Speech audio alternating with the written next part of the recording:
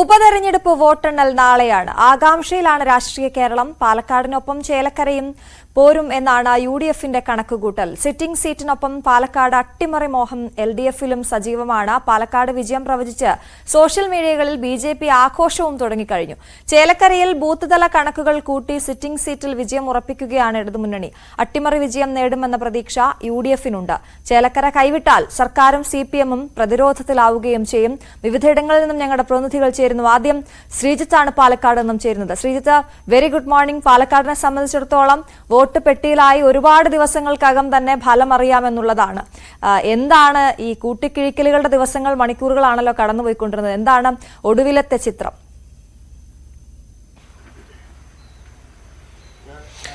Aswathy, good morning.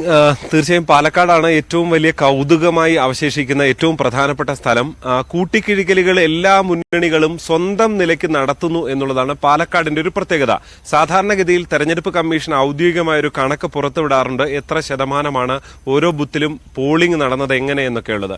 പക്ഷെ അത് പുറത്തു വരാതെ വന്നതോടെയാണ് സ്വന്തം നിലയിൽ ഓരോ മുന്നണികളും കണക്കുകൾ അവതരിപ്പിച്ച് മുന്നോട്ട് പോകുന്ന സ്ഥിതിവിശേഷം വന്നത്. പ്രത്യേകിച്ച് ആദ്യം ബിജെപിയുടെ ഒരു സംസ്ഥാന അധ്യക്ഷൻ കെ സുരേന്ദ്രന്റെ ഫേസ്ബുക്ക് പോസ്റ്റാണ് വളരെ പ്രധാനപ്പെട്ടതായി മാറിയത്. അതായത് കോൺഗ്രസ് അവിടെ മൂന്നാമത് പോകുമെന്നും ബിജെപി ഒന്നാമതെത്തും എന്നും. ആ ഒരു സുരേന്ദ്രന്റെ ആത്മവിശ്വാസം അക്ഷരാർത്ഥത്തിൽ യുഡിഎഫ് ക്യാമ്പിന് അല്പം അങ്കലാപ്പിലായിരുന്നു. നഗരസഭയിൽ വോട്ട് കൂടി എന്നതടക്കമുള്ള കാര്യങ്ങളായിരുന്നു ബിജെപി ചൂണ്ടിക്കാണിച്ചത്. അവരുടെ ശക്തി കേന്ദ്രങ്ങളിൽ അടക്കം വലിയ രീതിയിൽ വോട്ട് കൂടി എന്നുള്ളത്. പക്ഷേ പിന്നീട് അന്ന് രാത്രി മുഴുവൻ ബൂത്തുകളിൽ നിന്നുള്ള കണക്ക് എന്ന നിലയിൽ യുഡിഎഫ് അവതരിപ്പിച്ചത് മറ്റൊരു കണക്കാണ്. അത് നഗരസഭയിൽ വോട്ട് കുറഞ്ഞു എന്നുള്ളതും മറ്റു പലയിടത്തും വോട്ട് കുറഞ്ഞിട്ടുണ്ട്, പക്ഷേ ബിജെപിയുടെ ശക്തി കേന്ദ്രങ്ങളാണ് വോട്ട് കുറഞ്ഞത് എന്ന ഒരു മറുപടി പറഞ്ഞുകൊണ്ട് അവർ രംഗത്ത് വരുന്ന കാഴ്ചയാണുള്ളത്. എന്തായാലും എൽഡിഎഫും മുന്നേറ്റം പ്രതീക്ഷിക്കുന്നു. പ്രത്യേകിച്ച് പിരായിരി, മാത്തൂരിലും കണ്ണാടിയിലും വലിയ മുന്നേറ്റം, ഏതാണ്ട് 4500ഓളം വോട്ടിന്റെ ഭൂരിപക്ഷം അവർ പ്രതീക്ഷിക്കുന്നു. പിരായിരിയിൽ യുഡിഎഫ് പിന്നോട്ട് പോകുമെന്നും എൽഡിഎഫും ഒരു പരിധിവരെ, അതായത് ബിജെപി കാര്യമായി തന്നെ പ്രതീക്ഷിക്കുന്നുണ്ട്. അവിടെയാണ് ഇത് ആകെ കുഴഞ്ഞൊരു കണക്കുകൂട്ടലായി മാറുന്നത്. സ്വന്തം കണക്കാണ് ശരിയെന്ന് എല്ലാ മുന്നണികളും വാദിക്കുന്നുണ്ട്. തെരഞ്ഞെടുപ്പ് കമ്മീഷൻ ബൂത്ത് വൈസുള്ള ഒരു കണക്ക് പുറത്ത് വിടാതെയും ഇരുന്നു എന്നുള്ളതാണ്, ഇതുവരെ വിട്ടിട്ടില്ല എന്നുള്ളതാണ്. ഇതൊരു വളരെ വ്യക്തമായ കൃത്യമായ കണക്കുകൂട്ടലിലേക്ക് എത്താൻ മുന്നണികൾക്ക് കഴിയാത്തൊരു സാഹചര്യമുള്ളത്. എല്ലാവരും സ്വന്തം പാർട്ടിയുടെ ബൂത്തിൽ നിന്നുള്ള കണക്ക് എന്ന നിലയിൽ അവതരിപ്പിക്കുന്ന കണക്കിൽ ഏതോ ഒരു കണക്കിൽ പിഴവുണ്ട് എന്ന് തന്നെ കരുതേണ്ടി വരും.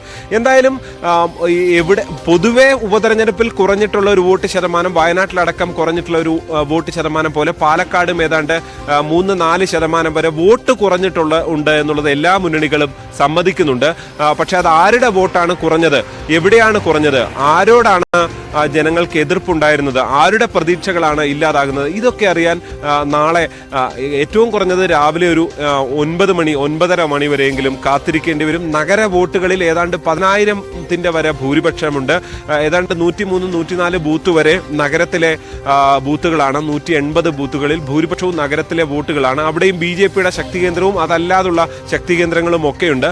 ഇതിങ്ങനെ എണ്ണിപ്പോകുമ്പോൾ ബിജെപിക്ക് വലിയൊരു ഭൂരിപക്ഷം, നേരത്തെ അവർ പ്രതീക്ഷിച്ചതുപോലെ ഒരു 9,000 അല്ലെങ്കിൽ 10,000 ഭൂരിപക്ഷം ഇല്ല എങ്കിൽ ബിജെപിയുടെ പ്രതീക്ഷകൾ പിന്നെ അസ്ഥാനത്താണ് എന്ന് തന്നെ പറയേണ്ടി വരും. അവിടെ യുഡിഎഫിനെ പ്രതീക്ഷിക്കാനും ഇടതുമുന്നണിക്കടക്കം പ്രതീക്ഷിക്കാനുമുള്ള ഘടകങ്ങൾ അവിടെ തന്നെ ആയിരിക്കും ഉണ്ടാകുക. എന്തായാലും സസ്പെൻസ് നിറഞ്ഞ കഴിഞ്ഞ തവണത്തെ പോലെ ഒരു ഫലമാകാനുള്ള സാധ്യത നമുക്ക് തള്ളിക്കളയാനാകില്ല. പക്ഷേ ആദ്യത്തെ ഒരു 2-3 റൗണ്ട് കഴിയുന്നതോടുകൂടി തന്നെ എന്താണ് പാലക്കാടിന്റെ ചിത്രം എന്നുള്ള സൂചനകൾ നമുക്ക് മനസ്സിലാക്കിയെടുക്കാൻ സാധിക്കും. അശ്വതി, ശ്രീജിത്ത്, പാലക്കാടിനെ സംബന്ധിച്ചിടത്തോളം കൗതുകം, ശ്രീജിത്ത് ആദ്യം പറഞ്ഞ ആ വാക്ക് തന്നെയാണ് യോജിക്കുന്നത്. കാരണം തുടക്കം മുതലേ ഓരോ വിഷയങ്ങൾ, ഓരോ മണിക്കൂറിലും പുതിയ പുതിയ വിഷയങ്ങൾ രാഷ്ട്രീയ പാർട്ടികൾക്ക് കിട്ടിയ ഒരു തെരഞ്ഞെടുപ്പായിരുന്നു.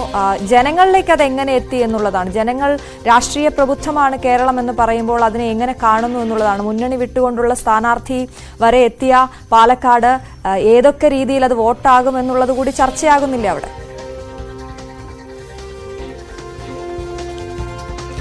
തീർച്ചയായും അശ്വതി, അവിടെയും ഒരുപാട് സംശയങ്ങളുണ്ട്. കാരണം അത്രയധികം വിഷയങ്ങൾ ഉണ്ടായിരുന്നു എന്നുള്ളതാണ് പാലക്കാടിന്റെ പ്രത്യേകത. എല്ലാവരും അവരവരുടെ രാഷ്ട്രീയം അതിശക്തമായി പറഞ്ഞു. അത് മൂന്ന് മുന്നണികൾക്കും അത്രത്തോളം ശക്തമായ സ്പേസ് കിട്ടി പറയാൻ എന്നുള്ളതാണ്. പ്രത്യേകിച്ച് BJP പോലും അതിശക്തമായി അവരുടെ രാഷ്ട്രീയം പറയുന്നു.